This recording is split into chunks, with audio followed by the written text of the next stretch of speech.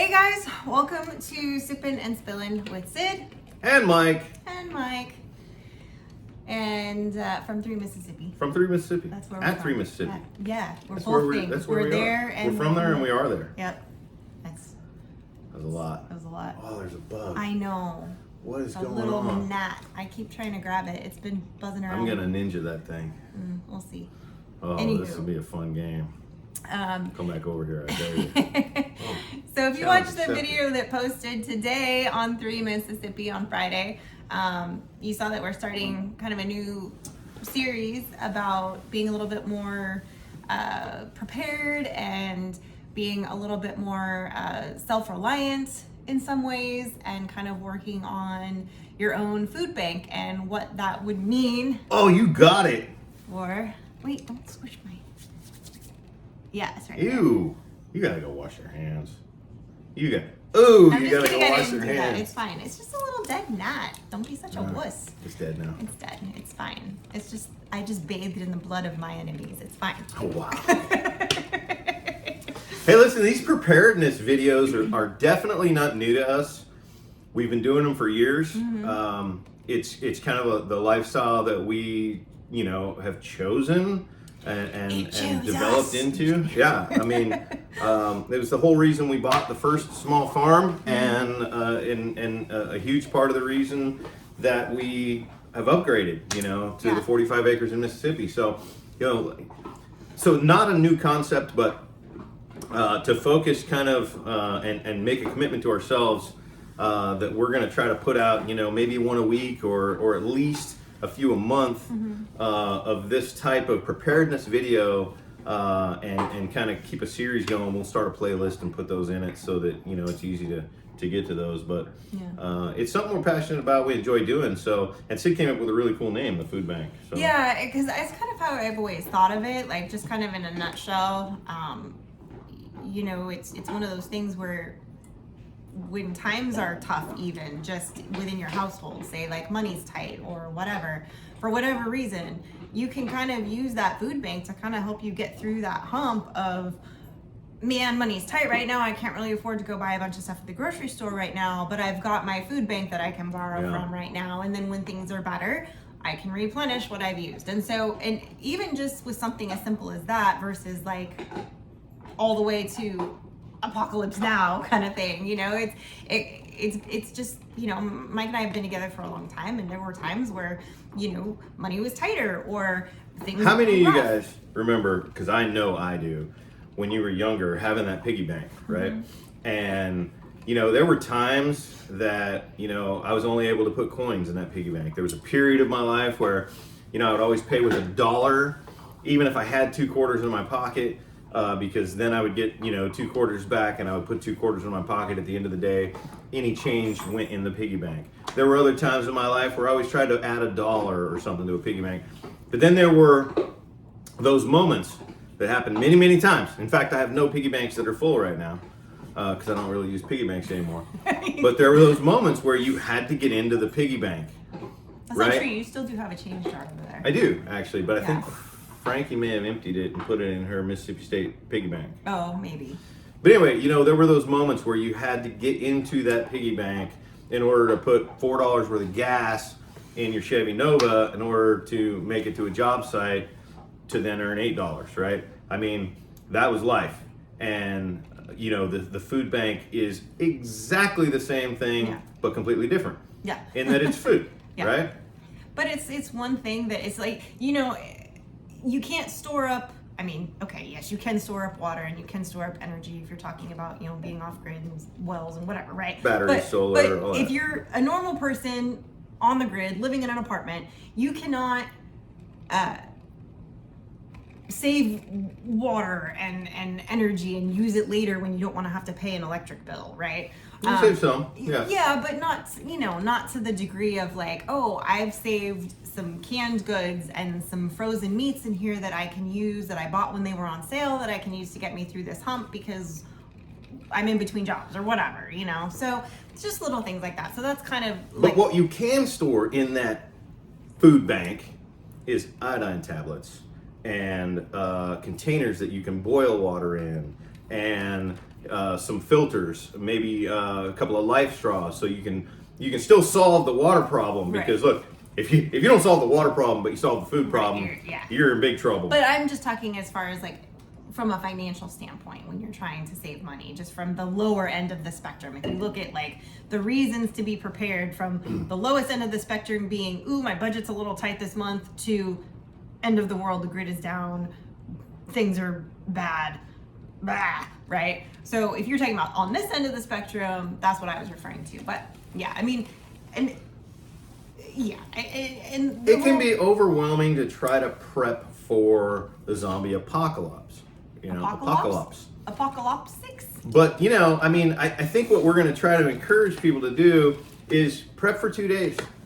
2 days, grid's down, crazy winter storm. Yeah. And do you have enough food? Do you have the ability to keep your family warm? Do you have enough water or a solve for water for those 48 hours, right? Yeah. That's a great place to start. It's not overwhelming. And then it's something that you can build on. Yeah, right? For sure. And and it's just, I mean, it even goes back to when Frankie was little and first, starting on baby food. Mike made all her baby food out of the garden. She never had a jar of baby food from the store. Everything that he was growing, he made into baby food. I had a little hand grinder that I was pureeing, broccoli and carrots and from the garden. Everything was from the garden. And, and then she was eating, as she got older, obviously she was eating normal food with us, that a lot of it came from the garden. And of course, the bigger our garden got and the more, livestock we were able to grow once we moved. And I consider that a garden. Oh, yeah. I mean, to me, garden is not only produce. Your garden is what you feed your family from. Those chickens are part of our food garden, right? I mean, for sure. So anyway, so that's just one thing that we're kind of starting with the way everything is right now. It just seemed like a good time to kind of bring that subject up again and refresh it for some people. I know, and we even mentioned this in the video today that posted.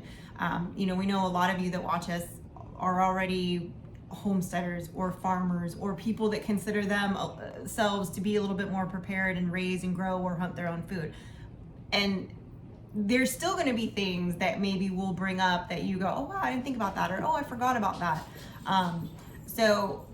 Right, and you may be more into prepping than we are, more advanced preppers than we are, but that doesn't mean that we won't still learn something from each other. Right, exactly. So it's just, something that we're starting. And then we've got Frankie and Mike are going to go hunting again this weekend. Hopefully the conditions hopefully will be right and they'll be able to it's going to be cold Saturday morning.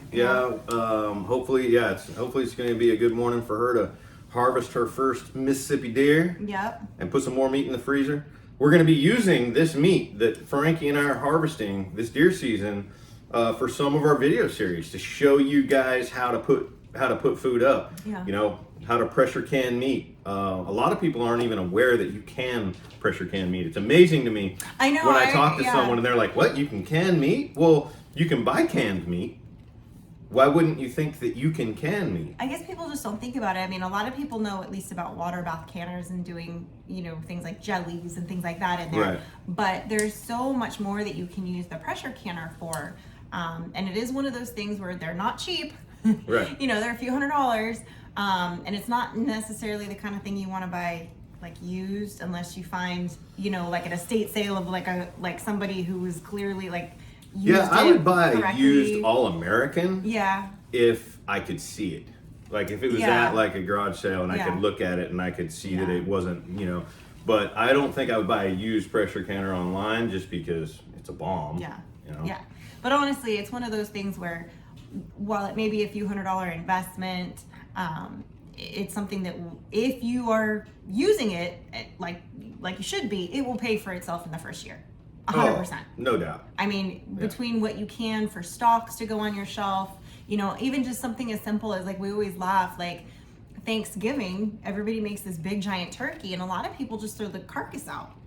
And we look at that and go, that's stock. Like that's the beginning of your stock. Like you make, and you use the whole thing. Like and then that gets pressure canned and put on your shelf and there you go. I want to paint a scenario. I'm going to try to do this in 2 minutes or less. For someone right now who's watching this that lives in an apartment, okay? and has limited resources for, for going out and growing or harvesting for themselves. Okay, this is for you. All right, you've got yourself an all-American pressure canner. You got some jars from Walmart, and you're dabbling on decreasing your food costs, putting food on the shelf in your limited space in your apartment, and preparing yourself for a couple of days off grid. Here's what you do. You go to your local grocery store, and you like chicken. You like chicken breasts. You like, chicken legs on the grill. You like to do some chicken wings, right? You like all of these things. That's who I'm talking to. And you go to the grocery store, and instead of buying chicken breasts, okay, and a pack of chicken wings that are pre-made and ready for you, instead of doing that, you take the same amount of money that you were going to spend on, say, a few pounds worth of total meat, okay? And you reallocate that money over to the whole chicken aisle, okay? And you look at those whole chickens, and you're gonna find that you're gonna get about twice as much, okay, when you buy the whole chicken. Now let's say you get 3 whole chickens for whatever dollars you were gonna spend today. You take those 3 whole chickens down, and you break them down. Right now, you got half dozen chicken wings that you can do. Boop, package those up, throw them in the freezer, got some chicken wings there. Now, you've got 2, 4, 6 chicken breasts, okay?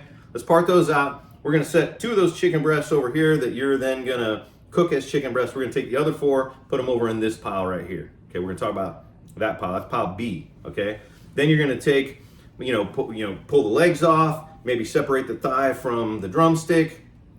And let's say you like barbecuing drumsticks, so there's 2, 4, 6 drumsticks that you set aside over here in pile A. You're gonna barbecue those at some point. You wrap them up, throw them in the freezer. We got food going in the freezer, and then we got food going into pile B over here, which is where you put all the thighs. Okay. Now you got this carcass. 1, 2, 3 carcasses, right? That's gonna be over here in pile C. We got pile A is going in the freezer. Pile B, we haven't talked about what we're gonna do with that yet. And pile C is your carcasses. Boom, we're gonna take those carcasses, we're gonna put them in a big pot, and we're gonna add some water, fill that pot up, and get them to start boiling. We're gonna take a little pan, we're gonna, maybe caramelize some onions, some carrots, throw some celery in there, some garlic, and then clean out whatever veggies in your fridge are on the verge, okay? Add them to this. Boom, add that then to, don't forget to deglaze the pan with something, because you want all that flavor out of there. Add all that to your pot with your carcasses. Let that cook until about 1/3 of that has evaporated, okay? And then strain it out, and boom, you got stock, okay? You can let that stock cool overnight in the fridge, scrape the fat off the top of it if you want to go that far, run it through another strainer, and now pile C has now just turned into a couple gallons of stock, okay? That stock you can then jar, put it in your pressure canner, run it for 75 minutes for a pint or 90 minutes for a quart, and it is now shelf stable. That is bone broth or stock or whatever you want to call it. That is healthy. It's good for you. It has calories. It can keep you, alive and going. You can use this stock when you're making rice. You can use this stock when you're making soups. You can drink this stock by itself if you want to, but it's a very important thing. Do your own research on stock and bone broth and what you can do with it. Boom. That's an important thing to have on that shelf, and there it sits, okay? Now, you've got pile B over here, which is like 4 chicken breasts and 6 thighs, okay? We're gonna do the same thing with those that we did with the stock. We're gonna cold pack those into jars, and we're gonna maybe add a couple slices of garlic, whatever, maybe a little tiny bit of salt, and boom, throw those through the pressure canner. Same time frame. Cold pack them. You don't even have to brown these. There's hot packing and cold packing, but I'm just telling you the simplest thing you can do. Put these in jars, run them through, do pint jars, run them through your All-American canner for 75 minutes, and now set those. You don't have to use up freezer space. You don't have to use up shelf space. You use one of those top shelves in one of the closets in your apartment, and you get your jars put up there. Now that is gonna sit there until you need it, and it's gonna taste great, and guess what? You're not gonna have to cook it when you open it, right? So I don't know if I kept that down to 2 minutes. I felt like I rambled a bit, but I want you to just understand that scenario right there. We can build that similar scenario with all kinds of things, with pork shoulders, we can go to vegetables. You can You can buy large quantities of vegetables when certain vegetables are in stock and the price is right during their season, and you can then jar them or you can blanch and freeze them. There's so much you can do, guys. Oh yeah, and I mean that when you take like the thighs and the breasts and you jar them, one of my favorite things, and it's one of their favorite things too, is to make chicken salad out of that canned chicken. It is the best, and you can't beat it. Right. You can't beat it. It's like the best chicken salad you'll ever have in your life. And you jar those thighs bone in. Yeah. So if you were sitting there thinking, oh, I got to figure out how to get the bone out of those. No, whole thigh in the jar. Yep. Forget about it. Yep. It's going to come out shredded chicken later. Yeah. But anyway, yeah. So there's lots of stuff like that we're going to go over and that we're going to talk about and show you guys, because I mean, it's an important topic, and I know a lot of people are kind of struggling right now and trying to find ways to cut some corners, and these are some ways to cut some corners. You know, when you see a good deal on something, you can preserve it, and you're making that investment, and maybe you've got a couple of friends, and maybe you want to go in on a canner together and pass it around. Sure. You know, I mean, there's always that option. Man, if you got a couple neighbors on the block that are like-minded, party. Yeah, and you guys are like, hey, we all want to do a little bit to prepare our families. We'd like to can a little bit of broth once a year. We'd like to put a little bit of meat up because it'd be fun and good learning and good for food banking, right? But am I going to do it often enough, realistically, to spend the money on a really good all-American canner? Boom. Yeah, you get a few people to go in together on it and you have a little party. Yeah. Hey. Yeah. It's brilliant. It's a good idea. So, yeah, I mean, it's good stuff, man. It's good stuff. So, I don't know. Like, I'm excited about kind of rolling this series out and kind of getting into it a little bit more. I mean, we've talked about this subject several times and done lots of videos and from different angles on it. Yeah. And I always like the fact that, we just don't go straight to like, oh, in the end of the world scenario. These are like real world, like just save yourself some money scenarios that we have actually used in our life. Yeah. That I think right now really speak to people. Yeah, I mean, guys, you got to be honest with yourself. The zombie apocalypse is 100% for sure definitely happening. Okay. Just kidding. What's more likely is somebody's going to be like out of work for a period of time or injured or whatever it is, and that's what was that storm in Texas in 2021? It was like oh, the ice storm, winter storm Uni or something like that. Yeah, hundreds of people died. Yeah, I mean, it was crazy. You couldn't get to the grocery store, couldn't get out of your house and to the grocery store, and if you managed to, the shelves were empty. And I think the worst of that storm only lasted 7 or 8 days. Oh, it was even less. I mean, it was the less worst than of it that. was probably only 3 or 4 days. Yeah. But I think there were 7 or 8 days where, and the water was a problem. I remember there was an issue with water. Water was a problem. Food for animals. I mean, there's a reason why we've always said too, make sure you have enough animal food on hand to get you through a period of time. That was the worst natural disaster, I think, in Texas history. It was bad, and it was so much worse than it needed to be if people were as prepared as we were only a few generations ago, because a few generations ago we had to be, right? The evolution of technology is one of the biggest reasons that we as people are not prepared right now, because it's just so easy to run to the grocery store a few miles away and get what you need on a daily basis. Well, sorry. Yeah, sorry. I'm gonna step on you, but no, it's part of that kind of crux of, advancement in civilization. The convenience of things, the ease of things has let us kind of as a society forget the importance of doing things for ourselves and knowing how to do certain things for ourselves. And it gets us in this situation where if something were to happen and those conveniences were to not be available for even a short period of time, we lose our minds. Right. And doing things during specific times of year, and keeping in mind how they're going to impact the rest of the year, right? I mean, a simple analogy would be deer season, right? You can only hunt deer legally. Some people in Mississippi will tell you there's 2 seasons, salt and pepper. But all joking aside, you can only legally hunt deer during deer season, right? Well, folks that eat a lot of wild game, eat wild game throughout the year, from wild game that they harvested during the season for that game. Right. Used to be that way for all of us, for everything. You know, we used to eat vegetables that were harvested during the season that vegetable grew most of the year. And we did so by putting that food up. Yeah.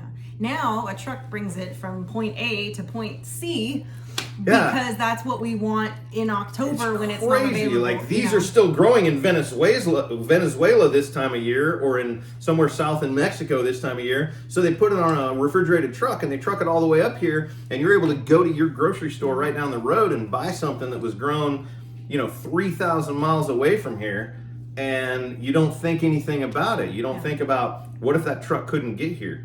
What if there was a fuel crisis? What if there was a labor crisis? What if there were any one of these little things? Which we've had glimpses of in the last, year and a half, 2 years, of some of these issues coming up. So it's just something to keep in mind. And by all means, we are not, you guys that have been hanging out with us for a while, we are not like panicky people by any means. We just like to be prepared for things, and we like the feeling of being self-sufficient, of being capable, of knowing what to do, and being able to provide for ourselves in certain situations. I mean, here we sit in a heated, air-conditioned, lit, refrigerated, whatever house, right. that we quite enjoy the creature comforts of, coming to you from the internet as we speak. Right. We're not trying to be off grid. We have never, we are, where's the grid? Put me on it. You know what I mean? What we are trying to do is be prepared for when that grid goes down. And you can't just be prepared by reading something and taking a few notes and saying, okay, cool, if that happens, I'm ready. Right. You have to run the exercises. You have to physically do the things. Just like in the military, why do the military spend all this money and time running all these drills? Well, I'll tell you from experience why, but that's a long story. I'll just say they have to happen, or you will not be prepared. Well, it's just like if somebody said to you, hey, in 6 months, you're running a 10K with me.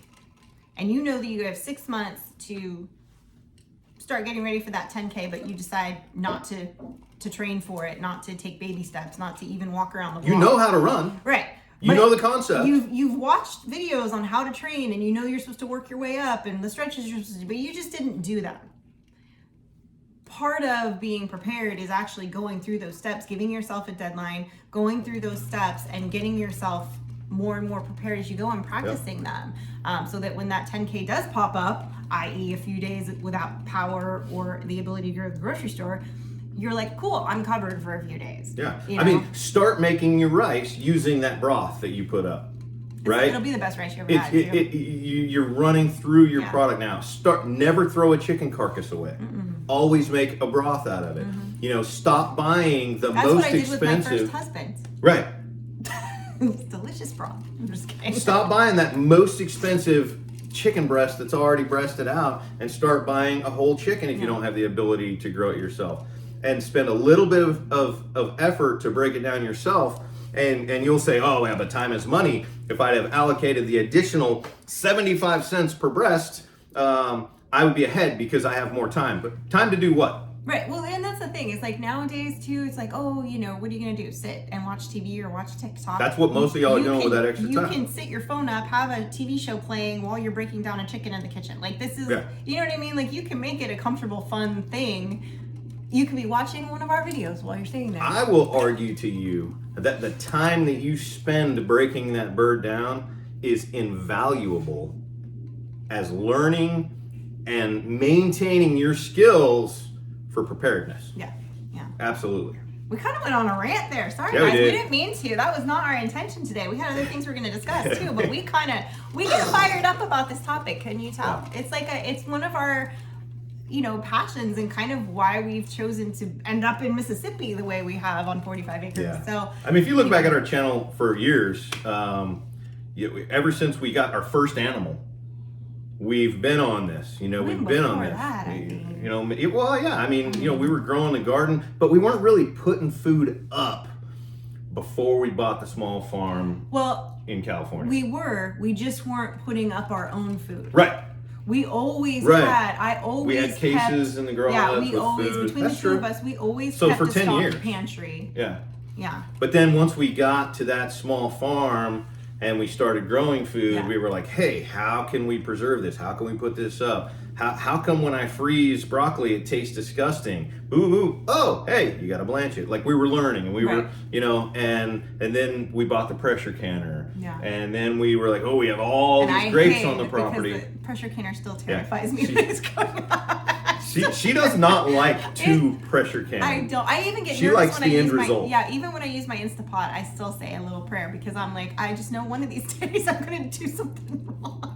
Somewhere there's a pressure can blowing up this week. You know? I don't know. I don't know. Maybe it's a thing from like growing up in the 80s. They were very prevalent, the stories of people getting their heads blown off with pressure cookers. I don't know. Well, people Anyway, used really poorly made pressure cookers. I know. But a lot of times too, it's human error. But anyway, it's just a fear. It's an irrational fear. It's an irrational fear that I have, but that's okay.